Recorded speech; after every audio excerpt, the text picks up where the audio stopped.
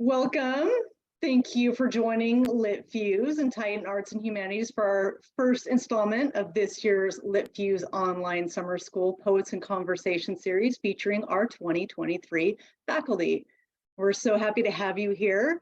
We're going to go ahead and jump right into it because we want to get as much time as we can with our featured faculty tonight. My name is Jen Lan. I think I know all of you.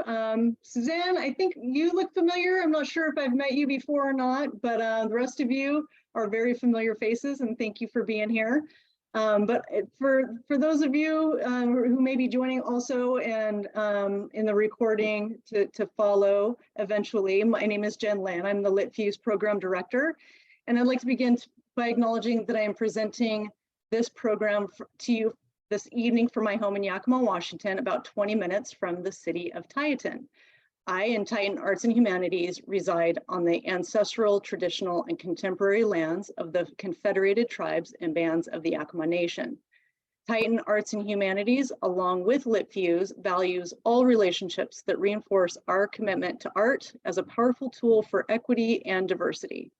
In recognizing the history and respecting the sovereignty of Washington's Indian nations, we recognize and honor these first people and their significant role today in stewarding these lands as they continue to honor and uphold their ancient heritage. LiTFUSE Summer School online offerings have been brought to you by our parent organization, Titan Arts and Humanities, along with generous grant support from Humanities Washington, the National Endowment for the Humanities, National Endowment for the Arts, Washington State Arts Commission, Yakima Chief Hops, Discurin Foundation, and Yakima Community Foundation. I'd also like to give a shout out to our community partners, Inklings Bookstore, Fiesta Foods, Solberg Durrett and Associates, and Yakima Coffee House Poets, along with our many gracious individual donors. Of course, I'd also like to thank our 2023 LiTFUSE faculty, especially Dayna Patterson and Bruce Beasley, along with my assistant director, Laura Walker, for making this pre-program event possible. At this time, I'd like to ask you to please mute your audio and keep it muted throughout the presentation unless prompted to offer comments or questions by the faculty presenters, which I believe there may be some time for that in the end. We will reserve the chat function for presentation-oriented responses only, but please feel free, however, to private message either Laura or myself with any LiTFUSE questions pre-program or about the upcoming workshop coming in September 22nd, 24th in Titan. And now it's time for our main event. This evening's talk is Poetry and Spirituality with our host faculty, Bruce Beasley and Dayna Patterson. Bruce Beasley is a professor of English at Western Washington University and the author of 9 collections of poems, including Prayer Shreds, just released from Orison Books. His early books have won the Colorado Prize for Poetry, selected by Charles Wright for Summer Mystagogia, the Ohio State University Press Journal Award for The Creation, and the University of Georgia Press Contemporary Poetry Series Award for Lord Brain. His recent books include Theophobia and All Soul Parts Returned, both from BOA editions. Beasley's work appears in Poetry, Kenyon Review, Gettysburg, Agni, New American Writing, and other journals. He has won fellowships from the National Endowment for the Arts and the Artist Trust, and 3 Pushcart Prizes. Dayna Patterson is a photographer, textile artist, and irreverent bardophile. She is the author of Oh Lady Speak Again, Signature Books 2023, and If Mother Braids a Waterfall, Signature Books 2020. Honors include the Association for Mormon Letters Poetry Award and the 2019 #Dignity Not Detention Poetry Prize, judged by Ilya Kaminsky. Her creative work has appeared in Echo Theo, Canyon Review, and Poetry. She's the founding editor and now emerita of Psaltery and Lyre, and co-editor of Dove Song, Heavenly Mother of Mormon Poetry. She lives with her husband and 2 daughters in a little patch of enchanted forest in the Pacific Northwest. And now, will you please give a warm Zoom welcome to tonight's guest faculty, Dayna Patterson and Bruce Beasley.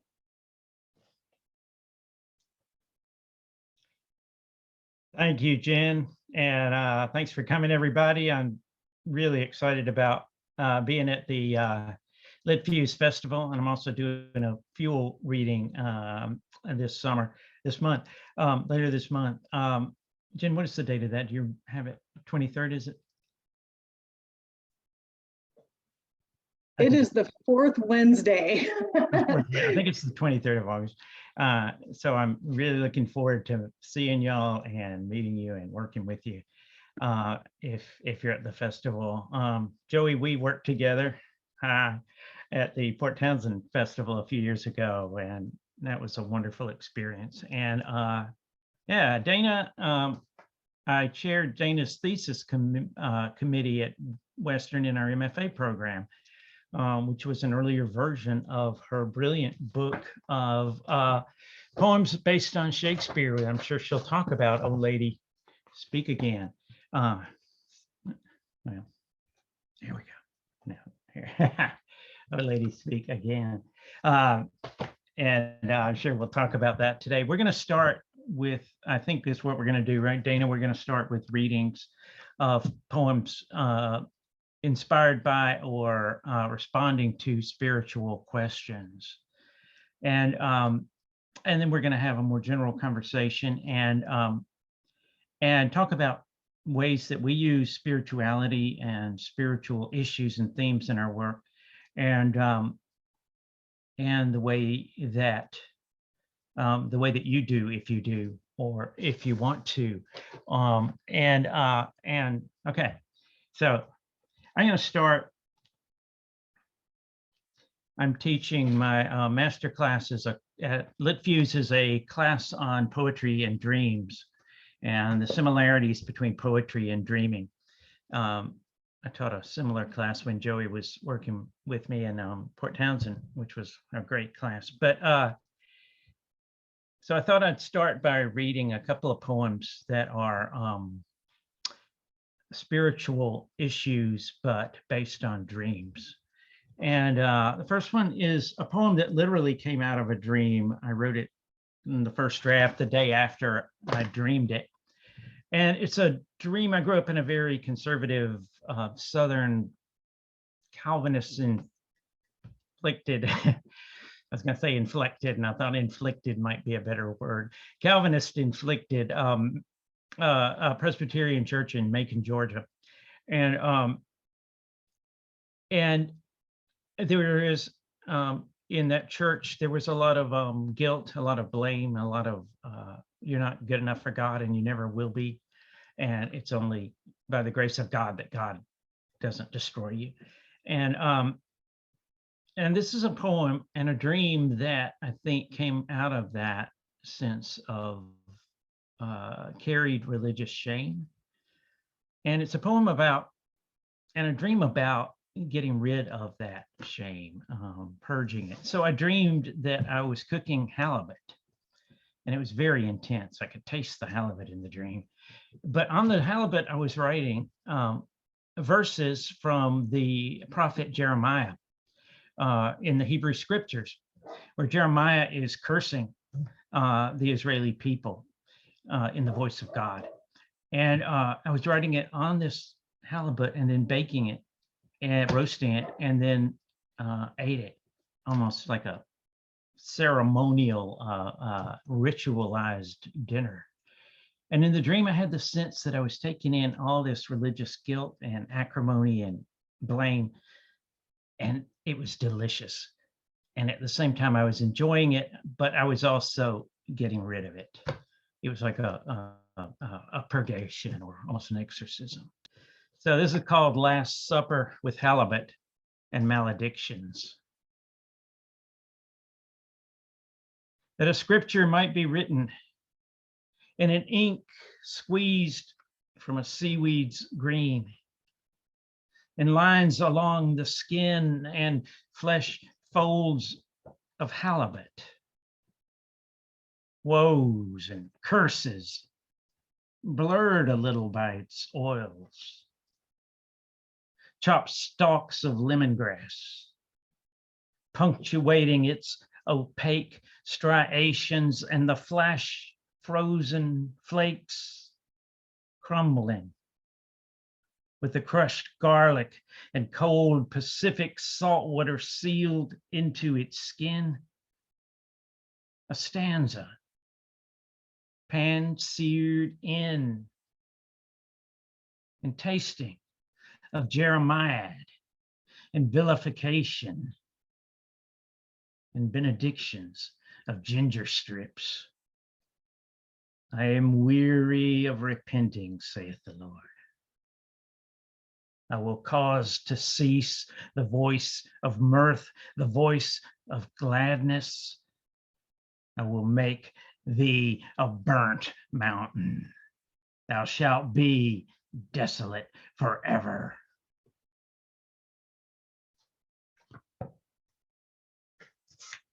And offered, as in the dream it was, as a temporal sacrament, that its languaged flesh be taken in as sustenance and as riddance.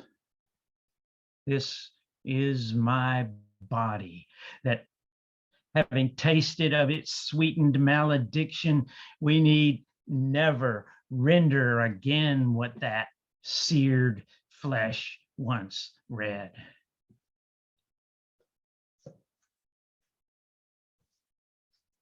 I may talk about this a bit more, but I once had a dream when I was young that I was playing tug of war.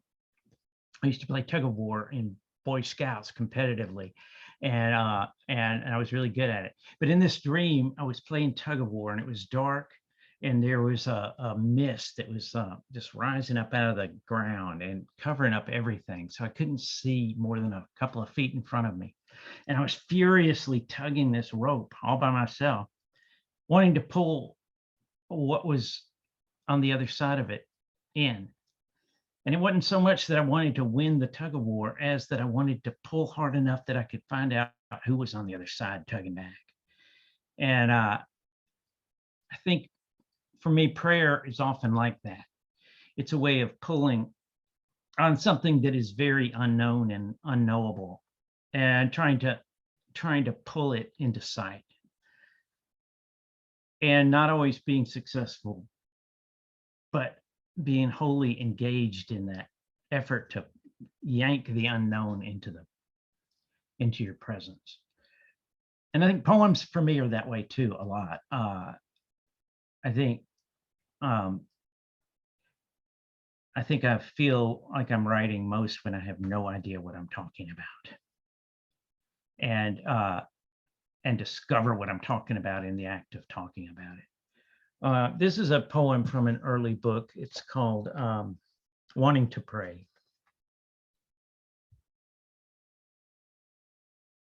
Inside me, a weak flame gutters. I can feel the blue of the bayed fire, the dropped heat of the tallow, then the frayed wick dousing in its own wax. Twilight stains the oval windows, the crucifix swaddled in scarlet, not a sound or a shadow all through that black chamber. Savior, stranger, enter me again.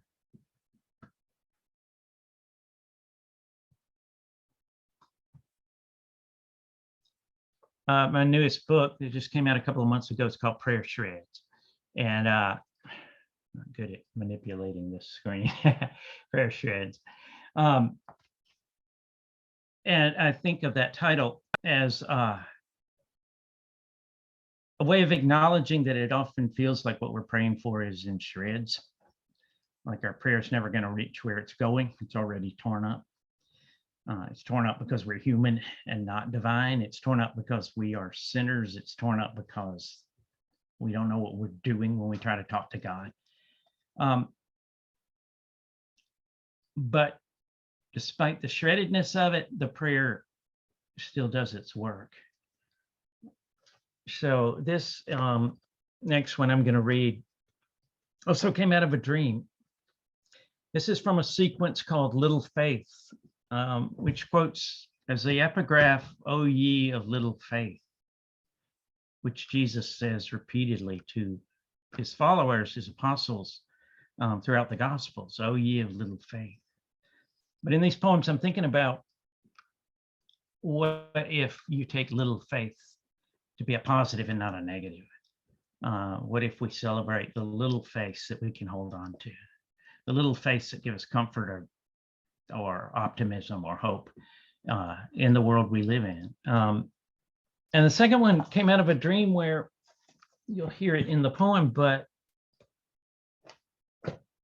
it was an odd dream because I had a cross-section view of a man fishing in a very narrow cove in what looked like the Puget Sound.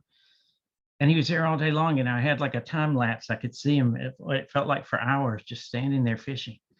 And then toward the end of the dream, there was this weird cross view that came up that showed like an X-ray of the water all the way down, as if to reveal to me what was in the ocean, in the cove that he was fishing.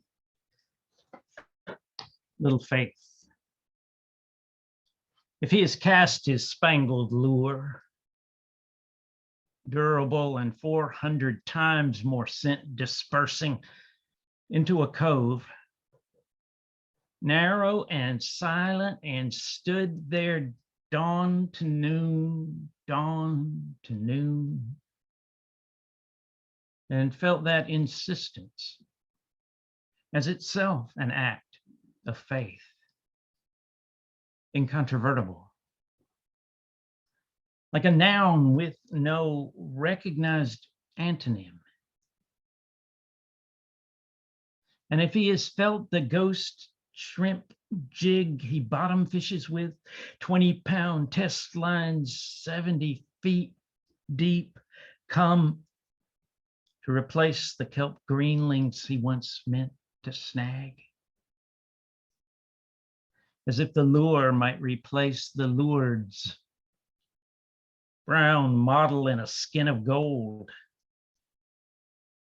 Why must we, voyeurs of the dream's allegory, be given access to a cross-section, fish finder, sonar, side view, all the way down the semi-opaque, agitated and utterly fishless sea? I think I'm going to turn over to Dayna now, and then we'll talk about some of this. Thank you. Oh, that was beautiful, Bruce. I'm just thinking I have the house to myself this evening because my family's gone fishing, and you're reading all these fishing poems. I love it. And the lure. Wonderful. Thank you. I'm going to read a few poems before we have a discussion about these. Many of you who were at the the Fuel reading that I did a few months ago know that I was raised Mormon and spent the first 33 years of my life as an Orthodox Mormon. And I am continually, I was actually rereading kind of a harsh review of my first book, If Mother Braids a Waterfall, kind of like, why can't Patterson get away from like wondering what makes you Mormon and what doesn't? And I don't know the answer to that question. But I am drawn to that. I am drawn to that question and to Mormon theology and kind of pushing against what I've grown up with and what I've been taught. And one of the tenets of Mormonism is an all-male Godhead, God the Father, God the Son, Jesus, and the Holy Ghost, also male. And so I am deeply interested in the feminine divine and the idea of the feminine divine, because it's hushed and not spoken about, and it's kind of taboo to the Mormon community, although that is beginning to change. So this is the title poem from If Mother Braids a Waterfall. And the tie-in to LiTFUSE is I will be teaching a workshop on the divine feminine and pulling in some poets that I love that write beautifully about the divine feminine, such as Alicia Ostreicher and Alison Pellegrin and Tracy Brimhall. There's all these poets doing wonderful work excavating the feminine divine. So this is If Mother Braids a Waterfall. If Mother braids a waterfall in a country where no one speaks her language, if she's a shrine few bow to, few supplicate, if she's a book no one reads, verses rich as incantation, if Mother weaves a forest floor from tree roots in a swath of clear cut, if she untangles rivers into tributary threads, the beds long since dry, if she's a gold rush with no prospectors, a queen bee with no drones, honeycomb without attendants, if in the morning Mother conducts a chorus of larks, if at night a throng of nightingales, if her children sleep through the song, if she holds a rope through an oubliette's trapdoor, calls down to us, but we focus on the guard pushing grub through the bean slot once a day. His thrilling fingertips, his footstep echoing as he walks away.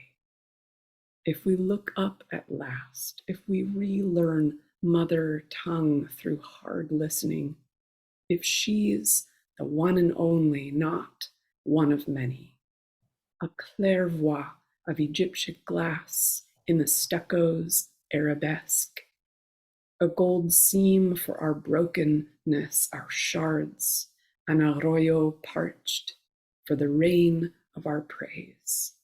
If she's starscape, all dark and blaze and hungry for our eyes.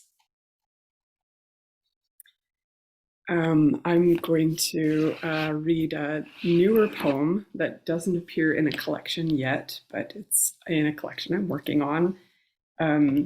There's a wonderful poet named Susan Elizabeth Howe, who taught at BYU, Brigham Young University, for many, many years. And I worked, as Jen mentioned in my biography, my little bio, I worked on an anthology called Dove Song, Heavenly Mother and Mormon Poetry. And Susan Elizabeth Howe contributed some poems that really surprised me in that anthology, where she has God the Mother speaking. And I was like, oh, I didn't know you could do that. I didn't know that you could go ahead and step into the persona of God the Mother and have her speak directly to the reader. And I felt like her poems gave me permission to try it. And I've been trying it ever since, and I'm kind of hooked on it. So this is a kind of a rewrite of the Beatitudes that I gave a stab at, and it was published in Tupelo Quarterly a couple summers ago. And this is God the Mother speaks of cosmolatry, and cosmolatry is the worship of the cosmos. God the Mother speaks of cosmolatry. Blessed are the stargazers, for I will multiply their light.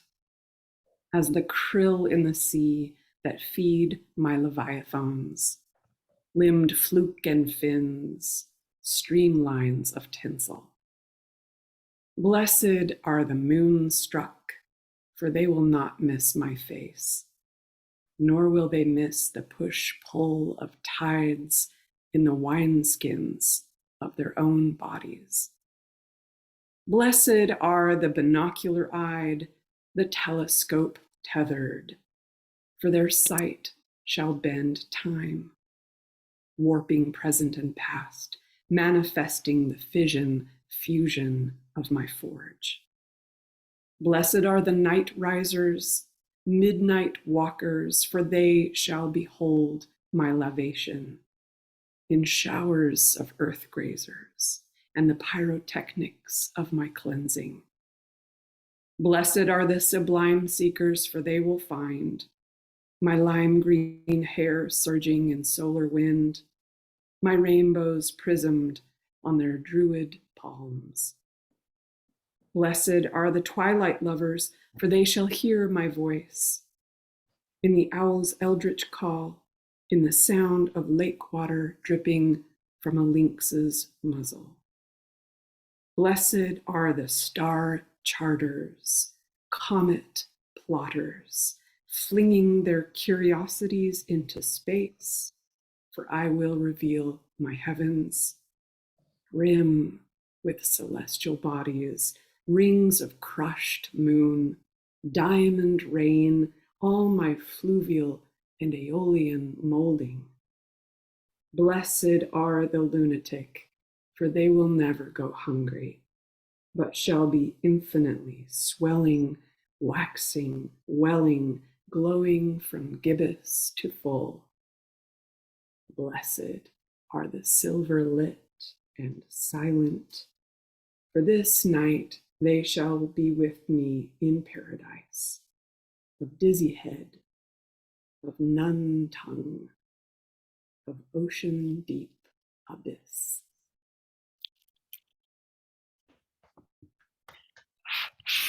So yeah, I've been writing a lot of God the Mother Speaks of this and that poems, and I'm excited to teach that workshop on the feminine divine and possibly invite you to write your own God the Mother Speaks on this or that topic. I'm going to read one more poem. The other workshop that I'll be teaching at LiTFUSE this fall is about reimagining Shakespeare, which is the subject of my newest book, which Bruce mentioned, Oh Lady, Speak Again. It just came out in February, and in it I reimagine and reinvent and mash up my own story with stories from Shakespeare. And I think I'll read Ophelia Amphibian. Whenever I sit to watch Hamlet, I feel so sad for Ophelia, and I thought I would take a stab at rewriting a new ending for her. And this is Ophelia Amphibian. Let's say she dives in to see the eels, their glistening coils, and finds her gills. Let's say she spies a window to self-preservation, decides to still, pales for her funeral, allows limbs to dead weight atop her bier all the long way to the graveyard. She's careful not to flutter the sheer linen with breathing, soundless in her hibernation, as the men protest over who loved her most. She lets her cold blood soak up earth's chill. Then, after rain, she surfaces through muddy layers, awakes from her torpor, shedding shroud like a skin, up into the sky's blue burn. She migrates, arrives at the overwintering place, away from Denmark, away from Hamlet, away from the proddings of her father's ghost and her brother's commandments. Thou shalt, thou shalt, thou's halt. She renames herself Leah, bearer of good news, of good nows. Free, she studies botanical phonemes, floral linguistics, the quiet of plants interspeaking their instant messaging. Here she lays claim to the understory. Hers, a glassy stream to swim, a mossery to lie down in. Hers, a mouthful of forest floor and worm and lichen and sap. See her with algae scooped in her palm, a jeweler's glass hitched to her eye, a none such nunnery of green.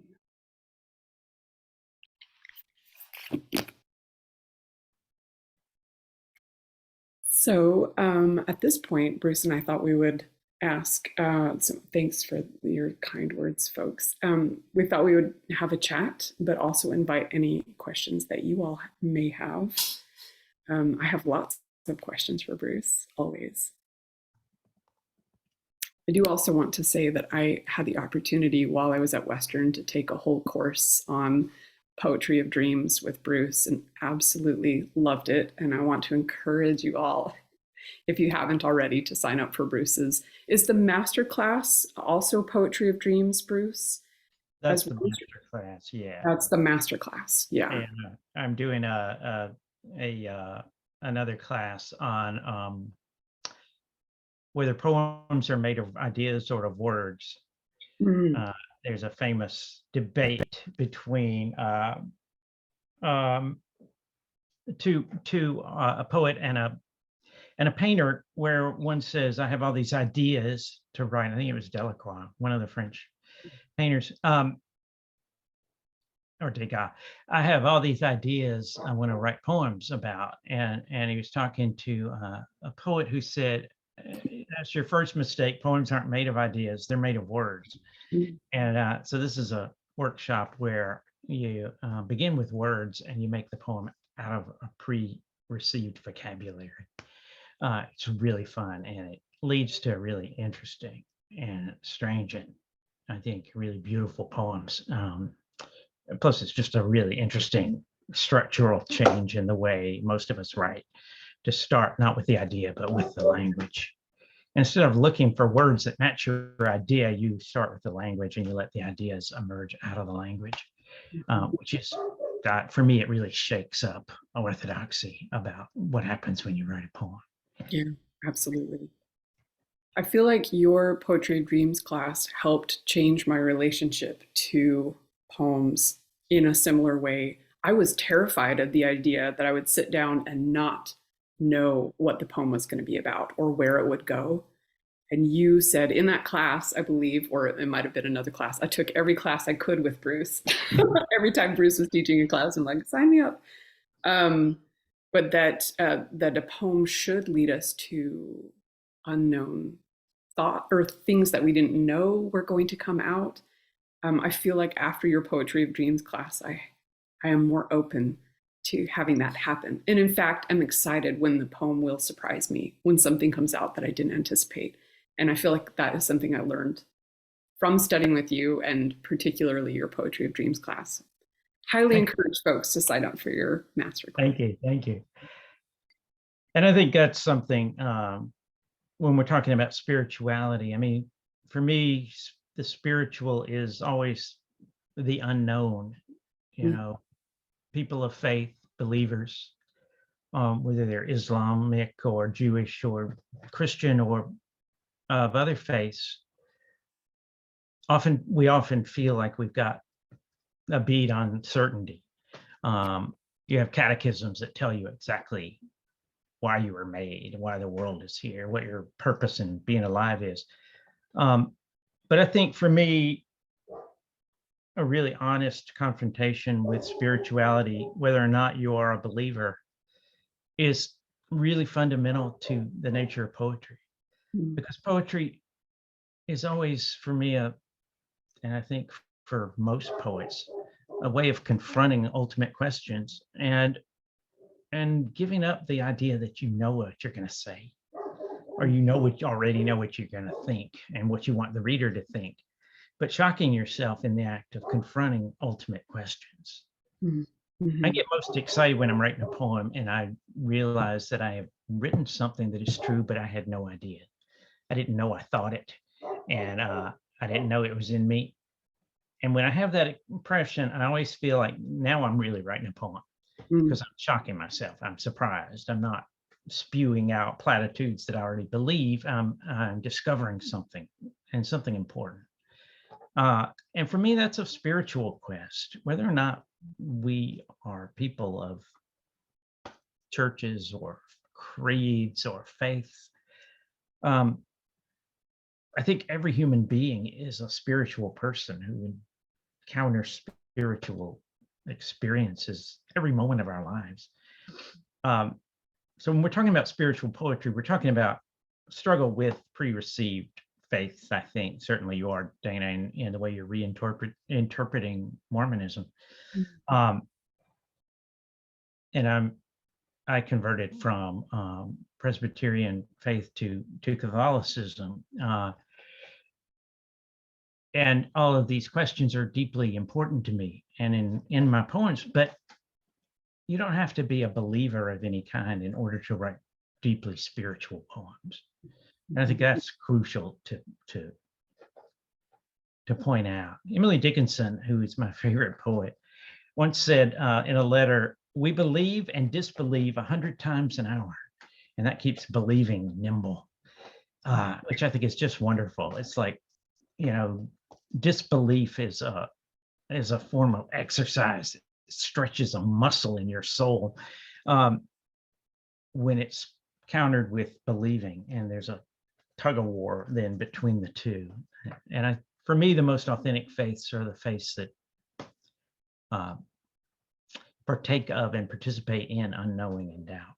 Mm-hmm. Yeah, I certainly agree. And I think that because I was steeped in Mormonism for such a long time, I am trying to, in my poetry, disentangle the spiritual from the orthodox and the idea that I need a religion in order to access the spiritual or even belief. I'm going to be thinking about that for a while, Bruce, that you don't actually need to be a believer to write something deeply spiritual. I'm going to sit with that for some time. I wanted to ask you, Dayna, in the God the Mother poems you're writing, it feels to me like you are talking back to Mormonism, but you're also reinventing Mormonism, a more progressive, a more female-centric form of spirituality. Could you talk about that as a encounter with spirituality, but also as a method in your poems? Yeah. I mean, I don't think I'm inventing it for sure. It's been happening since the 70s within Mormonism, at least, and second wave feminism, that women have been asking about and hungry for more of the feminine divine within Mormonism. But then looking outside of Mormonism too, I see it all over the place. I see it in Alicia Ostrecker's writing about, she's got a wonderful essay in A God in the House, which was published by, I want to say, Tupelo Press, edited by Ilya Kaminsky. And she has an essay in that anthology called God the Mother, where she talks about her seeking after God the Mother within the Jewish tradition.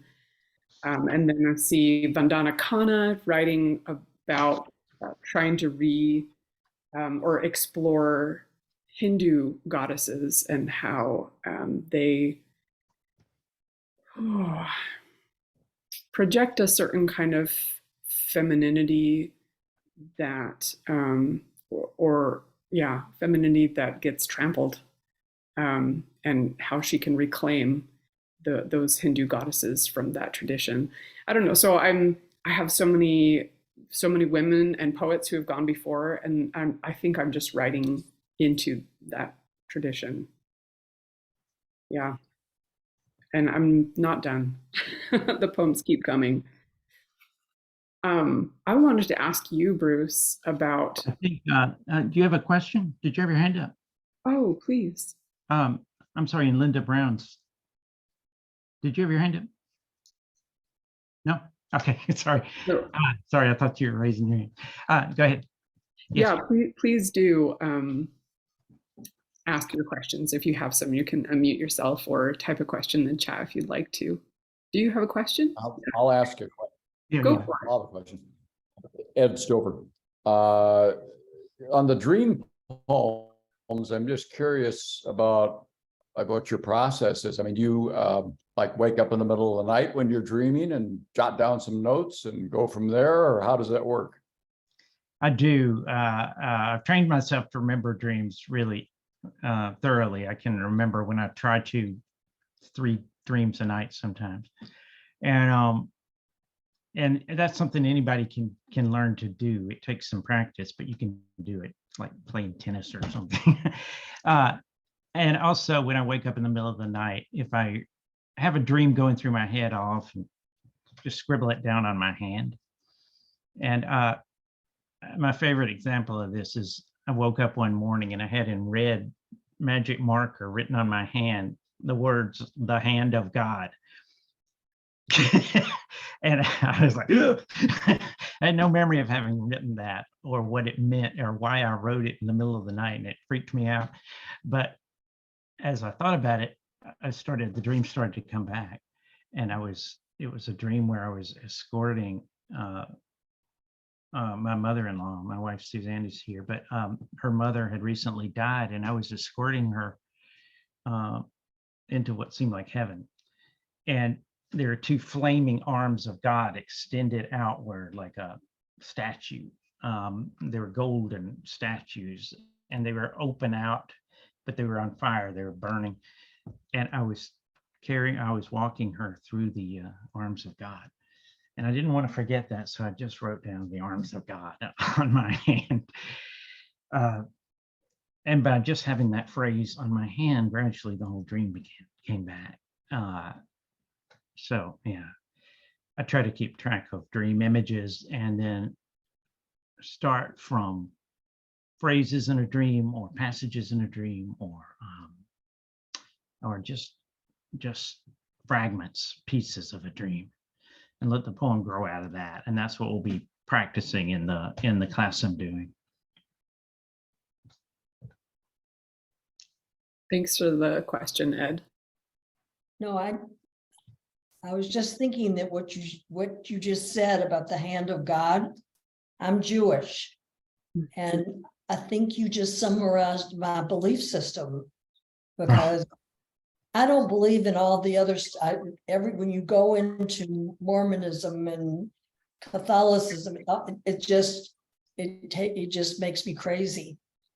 Judaism kind of says, God put you here, do something. I mean, so you are the hand of God.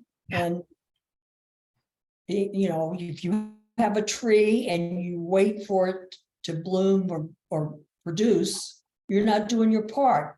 God gave you the tree and the ability, go grow it, go do it, go make things happen. So I like what you, so maybe you misunderstood your message on your hand. That I'm the arm of God. That's beautifully said. I love that. Yeah, I love that. That's beautiful. Thank you. Jean, did you have a question? Oh, you're muted, Jean. How do you deal with students who don't remember their dreams? It's difficult, but I have a whole lot of techniques that almost always help. And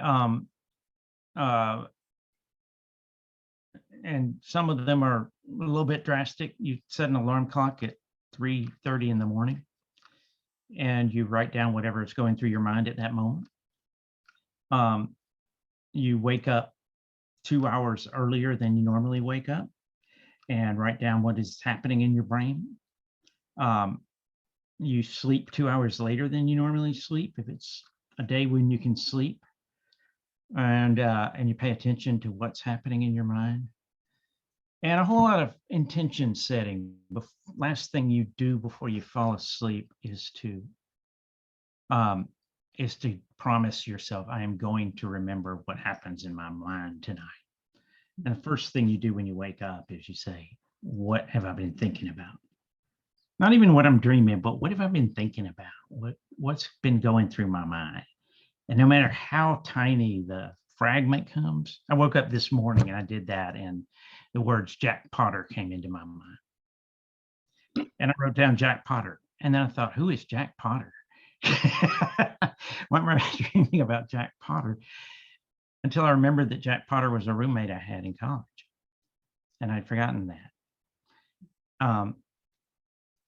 And, you know, you have to train yourself to take even the tiniest bit of logic or remnant that the dream gives you, And when you do that regularly and really take hold of whatever you get, the dreams get longer and more complex, and you start to be able to train yourself. A lot of people will remember in the middle of a day, like 2 PM, they'll be, oh my God, I had this dream last night and I just now remember it. Something will trigger your memory of it. Do you have trouble remembering your dreams, Jean? I go through long periods sometimes where I do. Yeah. Yeah. Not recently, but it's been a problem. Yeah. Yeah. And there are things that help. Melatonin helps a lot of people remember dreams. I've been taking melatonin lately and it does help. It Yeah. does, yeah. And some other supplements. I had a poet. I did a panel on poems and dreams, and at an AWP conference. And one of the poets on the panel said he had arthritis and had started taking supplements that were anti-inflammatory. And he said they helped the arthritis, but what really changed is that I began to remember my dreams in incredible detail. And I can't even remember now what the supplement was. It was a over-the-counter supplement. So yeah, there are a lot of things. A lot of my students swear about eating cheese right before you fall asleep. and they're very particular about it. It's got to be cheddar cheese. One person came in to class one day and said, cheddar cheese, that's the ticket. So I thought it was hilarious. But then I heard a long NPR report on it months later, and they were talking about exactly that, and the medical evidence that it was true. Because there's a chemical in certain cheeses, and especially in cheddar, that stimulates dream recall. I'm trying it tonight. I'm going to try it tonight. Before bed. Yeah. You also had us when I took that class from you. You had us keep a journal every morning, write it down, and I did notice that I remembered more. Yeah, that helped a lot to write it down right away. Yeah, it's crucial. And then you can borrow lines, steal images. I love how you talked about the dream logic. When you start to analyze the dream, your unconscious is doing all these incredible things within the dream. I feel like we're getting a sneak peek of a big sneak peek of your masterclass here on dreams and dream work. It does seem like you have really a lot of incredible dreams, Bruce. I think I've just trained myself to remember them. I think everybody does. And that's one thing I think is amazing, because as poets, we're always looking for images that are startling, associations that are like really interesting metaphors. But our dreams feed us that automatically, systematically all night long, for 2.5 hours a night for an average person. You're dreaming. And I like to say, I think our dreams are way more poetic and way more metaphorical and way more full of puns and word plays than even the wildest poem is. And it's just a matter of, harvesting that part of what your brain is already doing in order to, not that all poems I write are based on dreams, they're not, but dreams act like poems. One of my favorite dream theorists is the poem thinks like a dream and the dream thinks like a poem, because dreams and poems are both hyper emotional and hyper associative and hyper imagistic. So it's like you have this poetry machine going on in your brain for 2.5 hours. And what I like to think about is, how can you channel some part of that into your poems? I think I need to start keeping my dream journal again. The idea of like harvesting what my brain is giving me over the night. It sounds kind of creepy, but also true. Yeah. What's coming? Jen. Yeah, I have another question. Oh, okay. I think it was Bruce that mentioned that about the start with words and then let the ideas come. I wonder if you could kind of expand on that a little bit in terms of, obviously we're surrounded by words. The newspaper every day is full of words and so forth. I mean, so how do you, what's your practice on that? How do you do that? Oh, okay. Well, I have a huge list of words that I love with me at all times. Um, and when I'm in between poems, I read over the list until some word jumps out and wants to be possessed. And I was thinking, I wrote in the chat your line, Dayna, none such nunnery of green. I may have gotten that wrong. Is it none such or none suched? It is none such nunnery of green. Yeah. That's beautiful. And what a strange and interesting combination of words. And they sound so good together with all the N sounds and the R sounds. And that's what I'm talking about. I have a unabridged dictionary that I keep right beside me when I'm writing. And often I'll thumb through the dictionary until I find a word that is beautiful or like none such or nunnery. And start combining them with other words that sound good with them. I mean, none such nunnery of green. Like a nunnery is transposed onto the landscape. The landscape becomes a nunnery of green. It's beautiful. Like all the flowers, all the leaves are nuns in the nunnery. That's just a beautiful image. And so what I'm going to do in the class is give you a set of received vocabulary, like 75 words, and do a series of exercises. I'm bringing them together not by meaning so much as by sound, alliteration and assonance and consonants, and then letting the sounds pull lines together, and then the lines come together to form ideas. And like I'll give you a list of 100 words and you'll have to use every word and no other words if you can do it. I did this with an introductory class last quarter and I thought this is never going to work. And it for a lot of them, it was the best work they did the entire quarter and they were excited. And so yeah, that thinking about language as the thing that makes a poem. Is it the idea that it kind of helps you get out of your own head? I mean, the words, yeah, kind of, you're surrendering yourself, surrendering yourself. Caught up in your own thoughts and okay, how am I going to write? Yeah. Okay. And you don't have to wait for an idea. The idea comes out of the words. Yeah. Jen, you had your hand up before?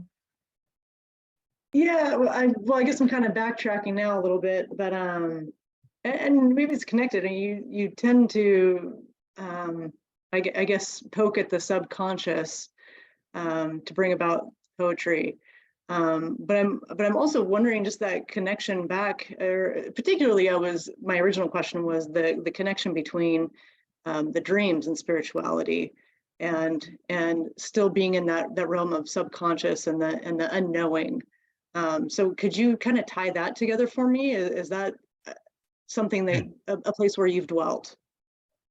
Yes, it is. It's a place where I very much dwell and build my house. Because I don't know, I think some of my richest spiritual experiences have happened in dreams. And that sounds strange to say, but it's really true. A couple of years ago discovered I have an ancestor, the brother of my direct ancestor, who was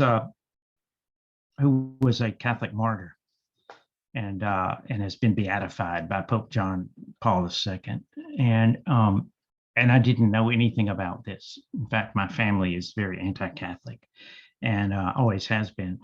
But the way I found it is I had a dream where my father was telling me to go keep digging into my family history on the Beasley line. And he said, go to the 11th generation. And when I went to the 11th generation, I started to discover this sacred martyr who had been martyred under Queen Elizabeth II and drawn and quartered horribly in London, in the center of London, for being a priest. And it may sound superstitious, but I believe my father led me to that realization. My father died when I was 15 years old. And so, yeah. And like I was saying, to me, a lot of religious experience, spiritual experience is unconscious, is in the parts of us ourselves we don't understand.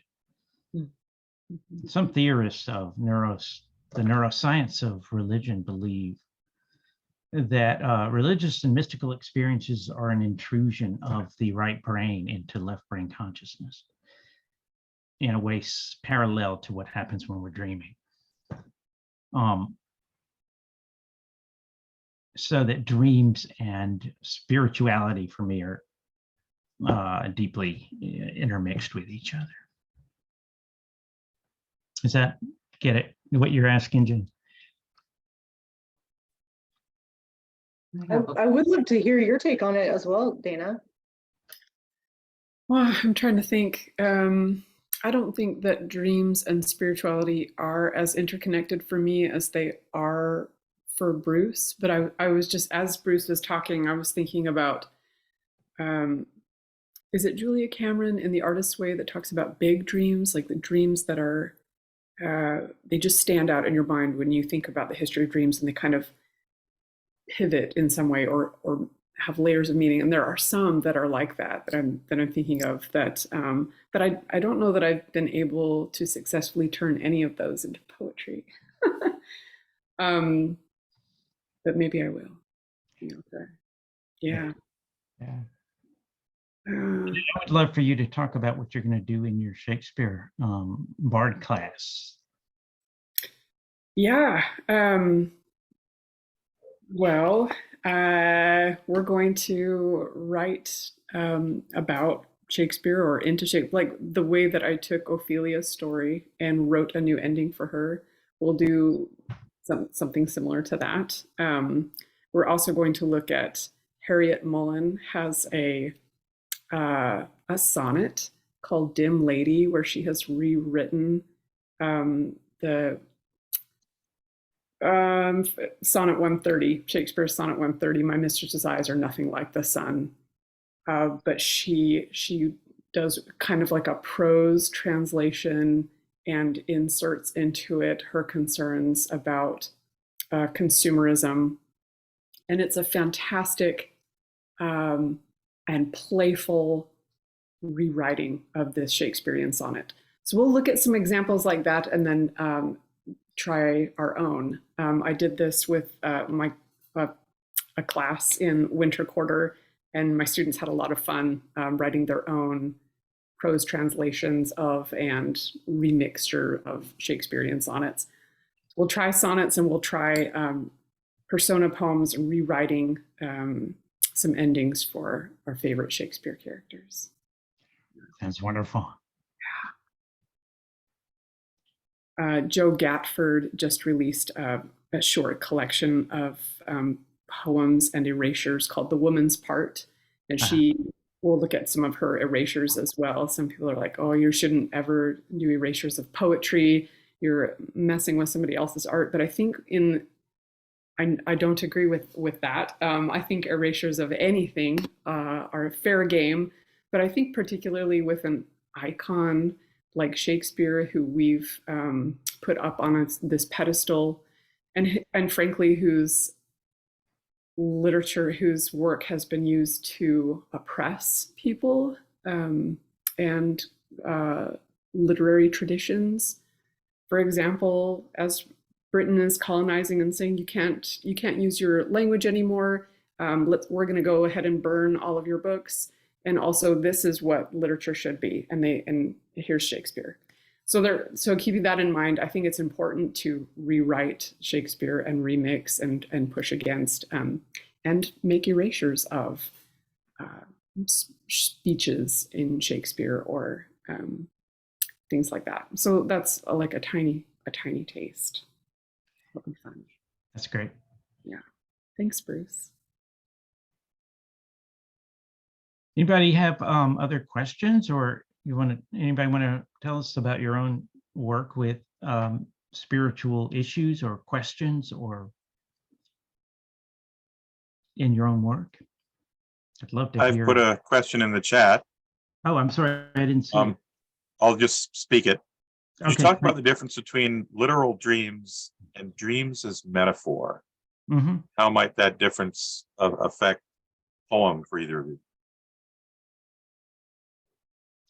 Well, You know what I mean? I do. It's a great question.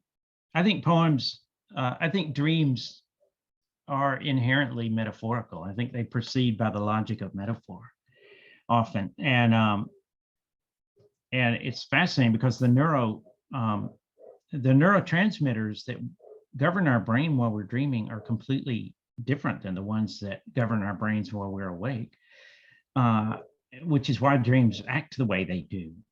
The neurotransmitters that take place while we're dreaming encourage hyper association. This reminds me of this, reminds me of this, reminds me of this. And also comparison, like metaphor. This is like this, even though it doesn't seem to be like this, it's like this. You know, a leaf doesn't seem to be a nun logically, but in dream logic, of course, a leaf is a nun.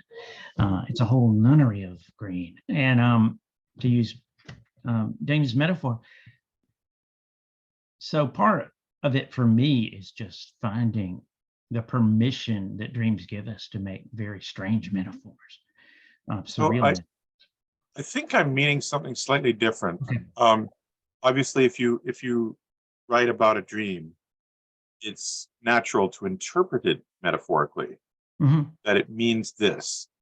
And I mean dreams as metaphor where I'm already writing with the intent of this is my dream. I dream of doing this, as opposed to this is how I interpret whatever my dream actually was. You see that difference? I'm not sure I'm getting it. Can you say more about that? Okay, so thank you for your patience. If I have a really strange dream and I write a poem about that and just trust it and don't even know what it might mean, it'll have readers and even myself will have a metaphorical interpretation of it. Or it's the psychology of whatever, you were abused as a child, whatever it might be. That's different from writing a poem where you express your desire for something positive. This is your dream for the world, that kind of thing. Oh, okay. I'm sorry. I didn't. Yeah. You're talking about the two different meanings of the word dream as aspiration versus an act of REM, imagination. Am I getting you now? Yes. Yeah. Yeah. There are such different things, and I think you can use both meanings of dream in a poem, but they're really different things. To dream of something in the aspirational sense, like, to have a vision of an outcome you desire is very different than what happens when you have a dream itself.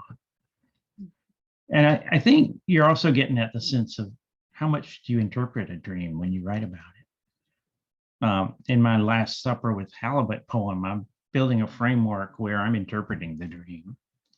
I'm explaining, in a sense, or hinting at what I think the dream meant and where it came from.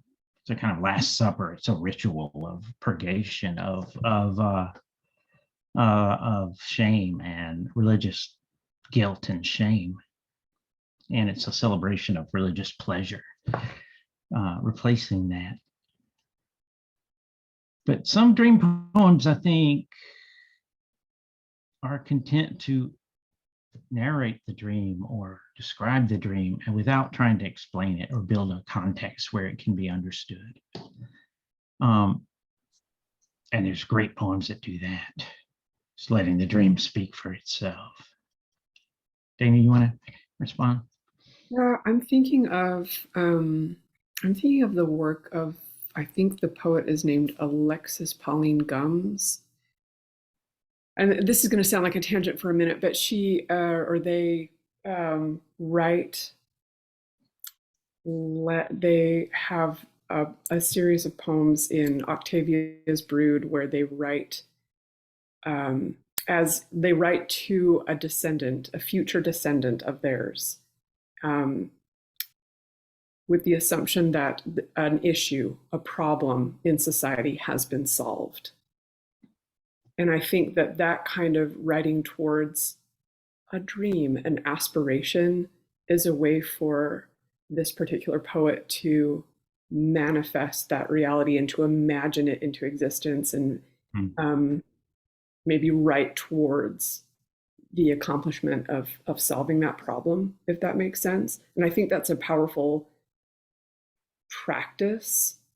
And I'm not sure if that's getting at dream as aspiration, but I admire that poet's work and that move that they make in their poems to, manifest something that they hope will happen, as if it has happened. An idea that just occurs to me. The difference here is sort of like you have John Lennon's Imagine versus Lucy in the Sky with Diamonds. Yeah. Yeah, exactly. That's right. Yeah. Yeah, Lucy in the Sky with Diamonds, which is just purely presenting you with dream logic without explanation, or acid logic, as the case may be, which aren't all that different, I imagine. But versus Imagine, which is creating a aspiration for a different kind of world. I have a comment. Yeah, Joe. Michael, this might help. I was in Port Townsend. I took the dream class with Bruce. We were together, 5 days, I think. So the other thing that Bruce said that was so helpful to me was emotion must become image. So when you're dreaming, you're not going to get up in the morning and write a poem about your dream. You're going to do what Bruce said earlier. You are going to harvest the images from that dream. So now you're going back to emotion must become image. So you're only thinking about the movie that was in your head and the images that your dream presented, which are so wonderfully bizarre. So you're not going to just narrate, oh, my dream was about this or that, even though Bruce just said he did do that with the halibut. So that is one way, but my poems make no sense because I'm just stringing images together like beads. So that was what I learned and took away from the dream class, is that you wake up in the morning, you write down stuff, and then you've got this cache of images that you can then weave into poems. So that's what I took away from it, if that's any help. Absolutely. Yeah, thank you. You explained that better than I could have. Trust the image. I'm sorry? Trust the image. Trust the image, yes. Thank you. All right, I think, are there any other comments or questions? Feel free to type them in the chat, or Jean's got a question. Yeah. Go ahead, Jean. The idea, the pairing of the notion of ideas and words has come up several times, and it was under discussion when I first came on. And it got me, I was trying to find the answer, it got me thinking about a movie I saw 2 nights ago, Valentino and Moonlight, which is about a professor of poetry who is widowed and it's her first year of grief. And when she's finally able to go back and teach, she's in the classroom for a very short period of time, and she tells the students to write a poem without words. And I thought that was a fascinating writing prompt. Yeah. But because we are using words almost provisionally as poets. We're really trying to get what is behind the words. And this notion of writing without words was just really fascinating to me. I've got to see that movie now. Yeah, me too. It's a darn good movie as well. Yeah. I was looking for something not scary and not horrible. Yeah, Valentino and Moonlight. Yeah. Mhm. Thank you. And what did the students do for their Well, they poem? tried. One tried particularly hard, but he ended up expressing in words and having an affair with her sister. So I think it was a very hard writing prompt, and she was clearly in despair when she gave the assignment. Yeah, yeah. But an assignment like that makes you aware of how holy poems are words, and you're looking for to do what poems do without having, it's like paint an oil painting with no oil paint. Right. It's almost a koan. Yeah, it's almost a koan Yeah, of it. it is. It is. Yeah. Mhm. In the chat, I just posted a quote from Ezra Pound that I just came across like 3 hours ago. The image itself is speech. The image is the word beyond formulated language. Ah, beautiful. Yeah. Chris, were you raising your hand? Yeah, this is changing the subject quite a bit. But Dayna, you said you were working on a new collection. And I was wondering, Joanna just recently published a chapbook, and we had quite a discussion. She did a little class on chapbooks and what the process was like. I wondered, if you're comfortable with sharing what your process is, how did you determine what your themes are going to be for it? How are you choosing to put it together? How long have you been working on it? What is your goal with it? Whatever you might want to share with us. Sure, Chris, thank you. My manuscript I'm working on right now is tentatively called Our Lady of Thread. The poems have been coming together for a few years now, probably since I finished mostly working on my MFA poems, the Shakespeare-related poems. I started moving more towards thinking about the feminine divine, and the poems have just been arriving kind of as prayer poems that are more oratory, geared towards an Our Lady of Thread, or Our Lady of the Miracle Quail, or Our Lady of all these different provinces, borrowing that Catholic Our Lady tradition to write into. And then another thread in that manuscript is God the Mother speaking on lots of different issues. So there are prayer poems, God the Mother speaking, and then I have the third thread, which is motherhood, daughterhood type poems. So putting the manuscript together is hard. I feel like that's one of my big struggles as a poet, is how to organize a manuscript. I have lots of writer friends. When I think it's a healthy and literary community building practice to offer to look at other people's manuscripts when they feel like they're getting close to being ready. And then you can see how they have organized their manuscript. And maybe when it's not your own work, you have a little bit more distance on maybe how to organize the manuscript better.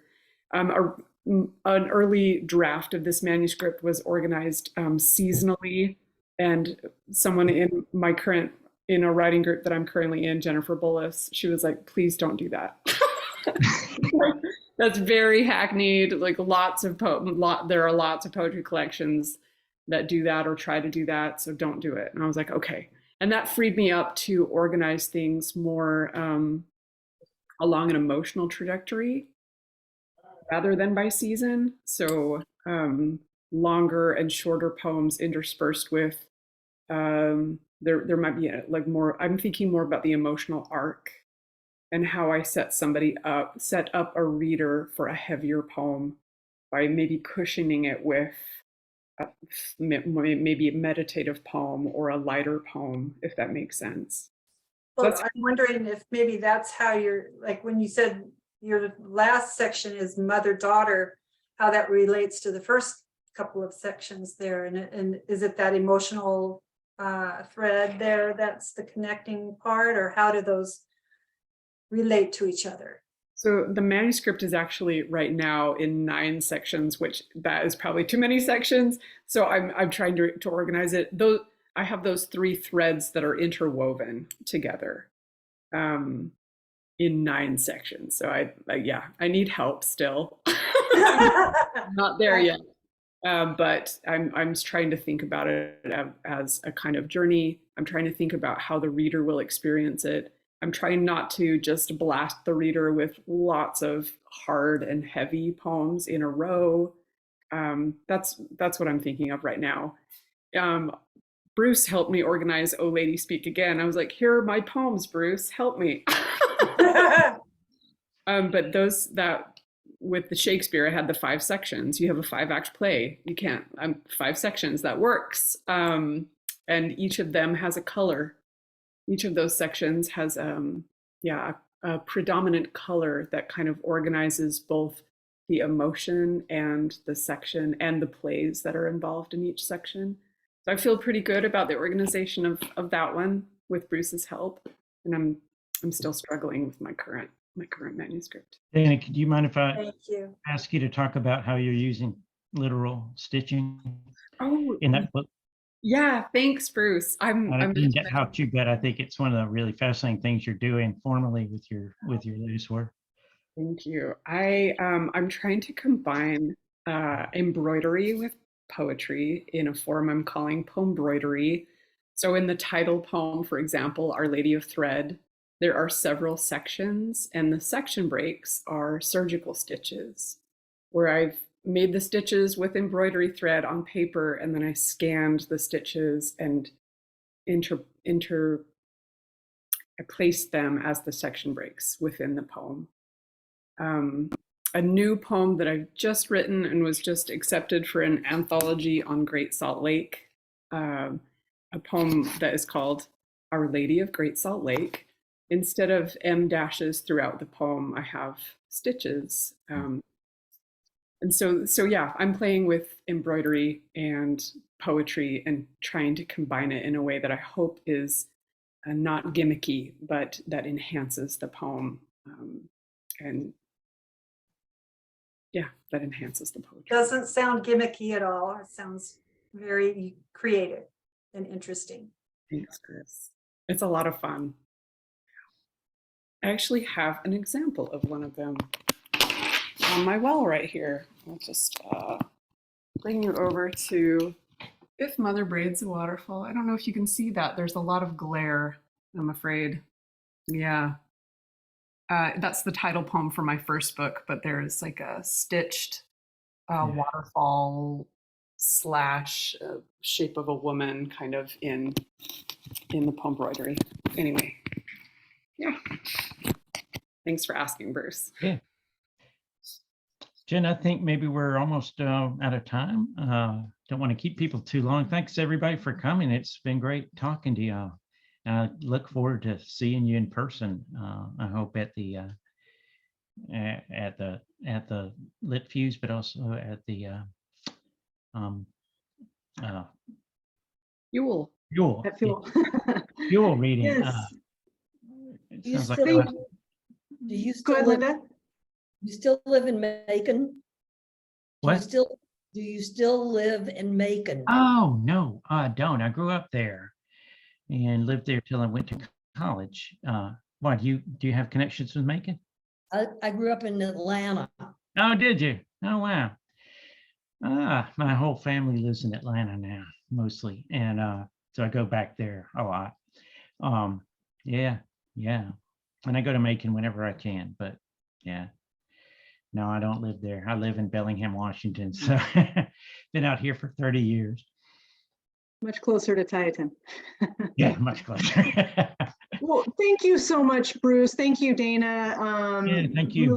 Really appreciate your insights, and thank you for giving us a sneak peek into what you're going to be teaching at LiTFUSE. Those of you who have not signed up yet, I encourage you to sign up. Take these wonderful classes.